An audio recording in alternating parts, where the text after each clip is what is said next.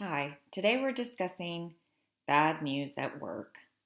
There are some work episodes everyone hates, whether it's a bad employee review, a role change that sprung on you, a new toxic coworker to deal with. There are good and bad ways to handle the conversations about bad news in the workplace.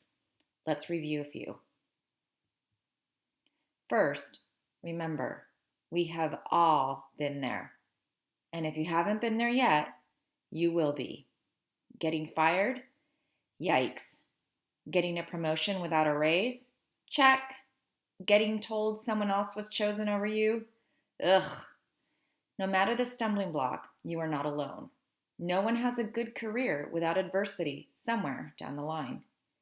But how you handle bad news says a lot about your character and will impact how you make it through this roadblock and future roadblocks. Crises happen in the workplace. This is why you were likely asked to describe how you handle unforeseen challenges when you interviewed. You know what you shouldn't do: cry, blame someone else, curse. Yet it's not always easy clear what you should do. Let's get started.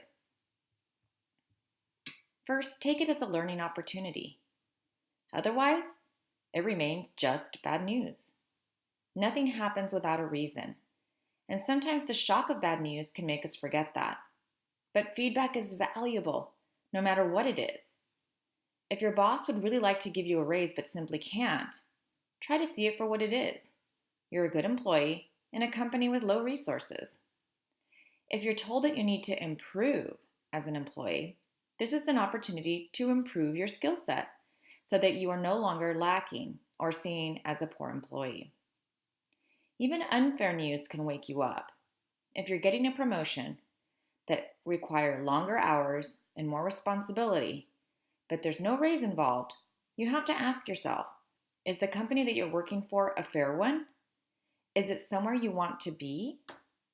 Bad news sometimes pops up to help us question where we are, how we're doing, and to help us grow, even if hearing the news is difficult. Excuse yourself if needed. Some bad news, like being fired, is bound to elicit a strong emotional reaction.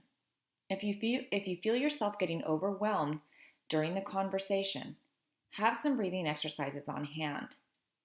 What do? I count slowly in my head while inhaling and exhaling slowly, and I pinch the skin between my index finger and thumb. Don't ask, long story. But it works.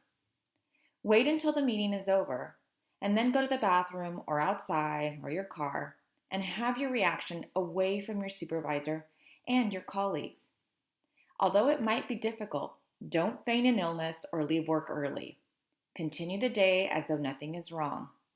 You'll be able to have a proper reaction once the workday is over, and this way, your managers, bosses, supervisors, employees think better of employees that can take bad news in stride.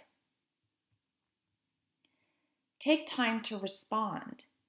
If you need to provide an answer, remember that you don't have to make any decisions immediately. Hopefully, you've been made aware of the meeting's topic beforehand and have a good idea of what might be in play for you before going in. But if you've been completely blindsided by bad news, you might not be sure how to react, and that's okay. Your manager might be looking for a decision on the spot, for example, whether you'll stay with the company or whether you'll take an alternate position. But there are ways around this. Say something like, "This is surprising news. I'll need to take some time to consider my options." Or you could try, "I'm sure you've taken a good deal of time thinking about this. I think I need to do the same. Why don't I come back to you in a couple of days?" These answers show that you're taking the news seriously, but also sharing that you need to take some time to reflect and make the best decision for you. Make a plan. Take some time to have your reaction, and then go home, grab a pen and paper, and figure out what your problem is and how you're going to fix it. Do this in a step-by-step format. Let's imagine that the worst has happened. You've been fired. Is your resume and LinkedIn profile up to date? Have you sent emails to former bosses and mentors for leads on jobs? Let's say you've been passed over for a promotion. Are you going to seek a new job? Or talk to your current manager about where you're lacking and how you can improve so that you can negotiate in the future? If you've been told that you're not doing well in the workplace, what are you doing wrong? Are you going to get a new attitude, or are you going to look for a new job? Identify your problem, come up with possible solutions, and then outline the steps on how to get there. Until next time.